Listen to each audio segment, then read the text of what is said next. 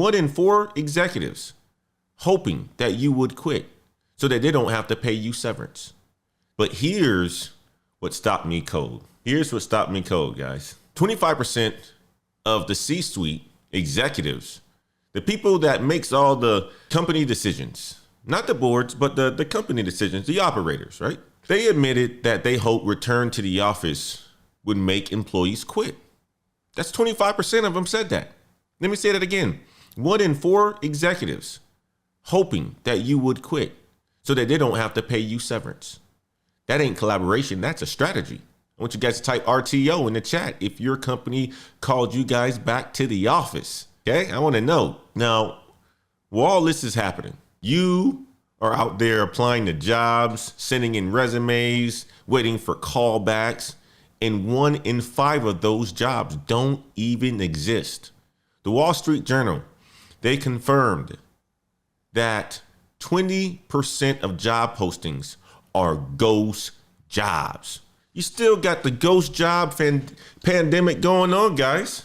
Fake listings, companies posting jobs that they never plan to fill.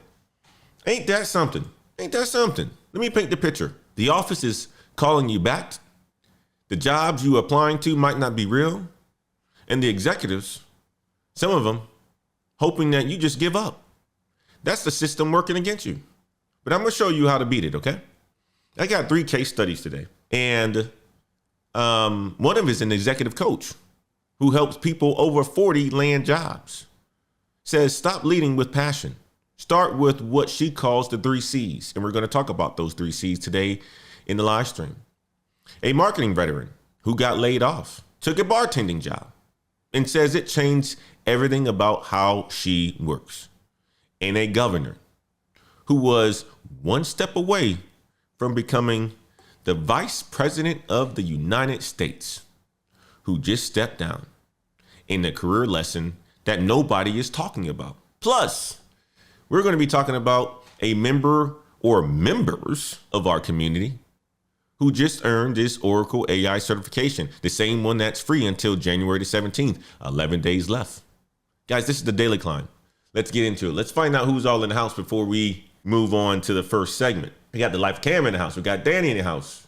Jason's in the house. Big Suggs is in the house. Topaz is in the house as well. Good to see you guys this morning. Hopefully you guys are having a fantastic morning, a good start to your Tuesday. Your boy, Wade, is up this morning. I wasn't feeling so good. I don't know if it's the allergies or whatever it is here in Texas is hitting, but I didn't wake up feeling so good, but I'm here. I got the workout in too. So you know how it is. Nothing stops unless I'm down and out. But let's move on to segment number 1. All right. Here's the thing that we're going to be breaking down.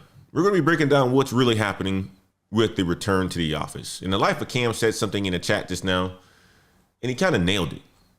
Right? Because the data tells us a different story than what companies are publicly saying. Let's get into it. January the 6th, 2026. That's the beautiful data day. That's Tuesday. Right now, there's a lot of employees that are going back to the office. Truist Financial, 38,500 employees working back in the office 5 days a week. They are mandatory. You have to be back in the office 5 days a week, and it starts today. This ain't hybrid. This ain't 3 times a week. This is 5 days a week like it was back in 2019. Got another company, Paramount. They said this, and we talked about this last year. Every employee in LA and New York, 5 days a week, starting today.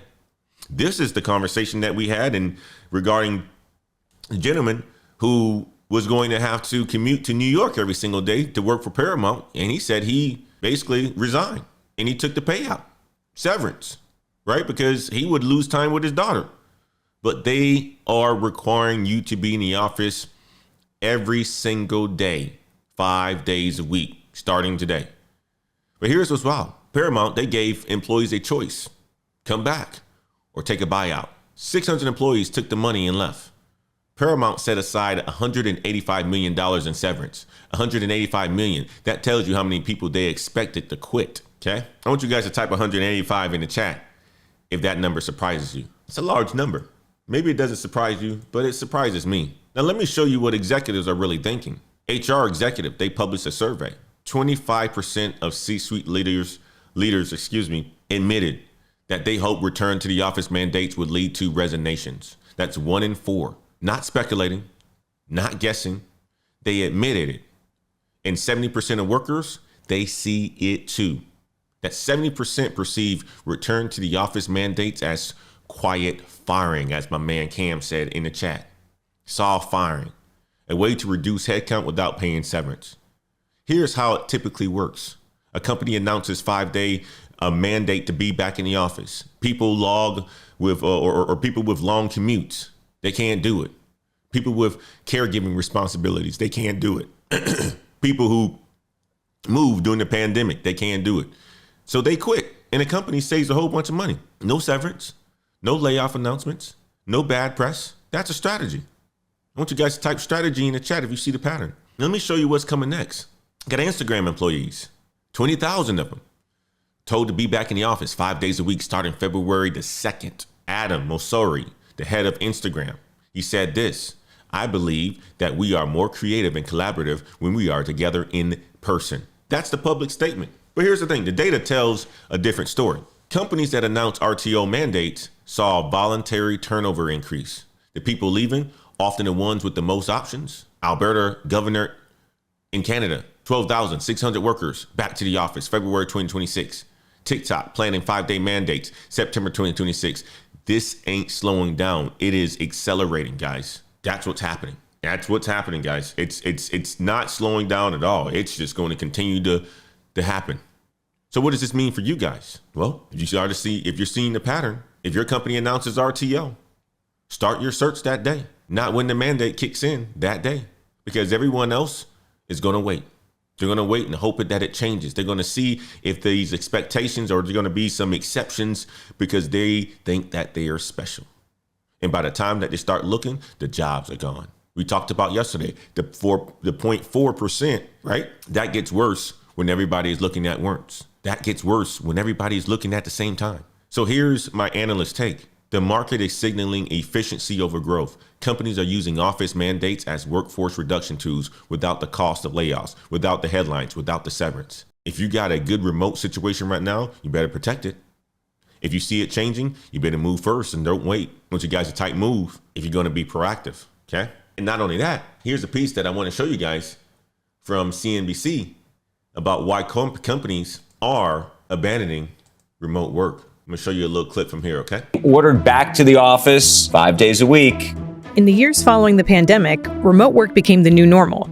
But that's not the case anymore. I think a lot of organizations threw a lot of trust that they had built up with their employees out the window when they shifted very quickly away from all of the rhetoric around this is our new normal. In 2022, fully remote jobs were about 1 in 5 job postings on LinkedIn. Today, that's down to about 1 in 12. About 60% of the applications on LinkedIn are going to remote and hybrid roles, even though they're only about 20% of overall job postings. Nearly half of hybrid and remote employees said they'd be unlikely to stay at their job if they were called back to their offices full-time. And if employees do choose to stay, some rebel against the mandates by only making brief appearances in the office, otherwise known as coffee badging.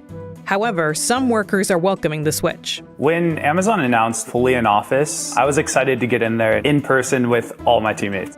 So what's causing the push for employees to return to office? And what? But you guys heard it. All these companies are forcing their employees back to the office. Why are they doing it? Well, it's plain and simple. To save money. That's what it is. To save money, to hope that you will take a buyout for efficiency. Okay? Now you've heard it. You've heard it on the Daily Climb. You already learned how to protect yourself as well, too. Let's move on to the next segment, guys. So the Wall Street Journal, they published an article, and the Greenhouse company that does a lot of the HR tracking and data, they confirmed it. 1 in 5 job postings are fake. That's 20%. It's not a guess. It's not an estimate. It's confirmed data. That means for every 5 jobs that you apply to, 1 of them don't even exist and never did and never will. The CEO of Greenhouse called it basically a horror. And he said that it's making the job search more soul crushing than ever. I want you guys to type ghost in the chat if you've applied to a job that just disappeared. It's happened to a lot of people. So the question is, why do companies post fake jobs? Well, let's break it down. The first reason, as you will see on the screen up here, the first reason is to look like they're growing. It's that simple. Investors like to see hiring.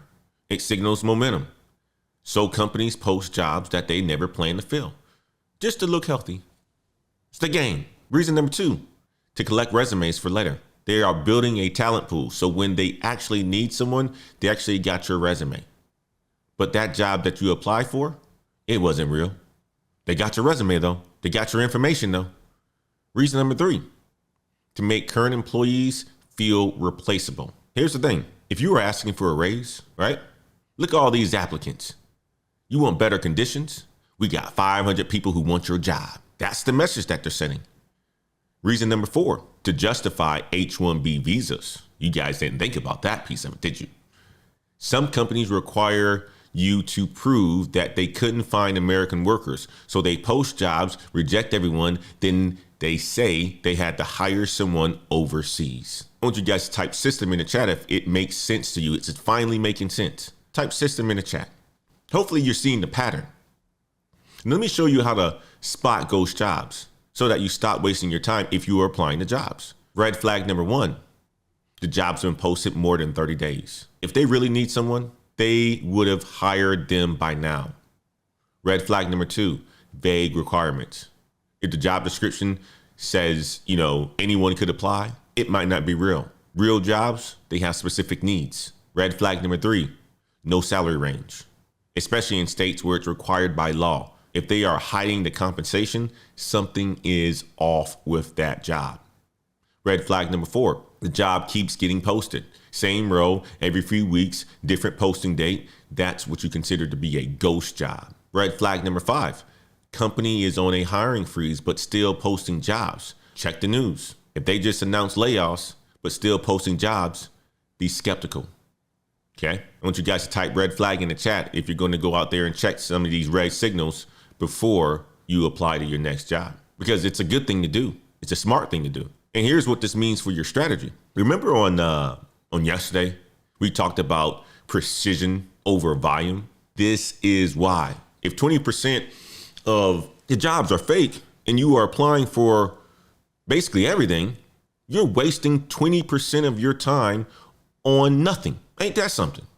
So focus on the jobs posted in the last 48 hours. Focus on the companies where you got connections. Focus on the roles where you can verify they actually are hiring. How do you verify? Well, you ask your network. If you know someone at that company, you ask them, hey, is this role real? Are they actually interviewing? That's a question that can save you hours, okay?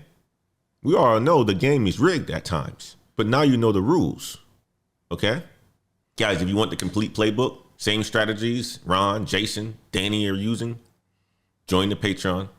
Saturday morning strategy calls, direct access to me, real conversations, patreon.com/Black Heights, link in the description, okay? Also, if you can't catch a live stream every morning, go ahead and subscribe to our newsletter. Every weekday, I send out a recap of what we talked about to your email at 11:30 a.m. Central. Full recap, everything covered. The data, the stories, the strategies, straight to your inbox, Monday through Friday, okay? Check out the link in the description to get access to it and go ahead and sign up for it, okay? If you haven't done so already.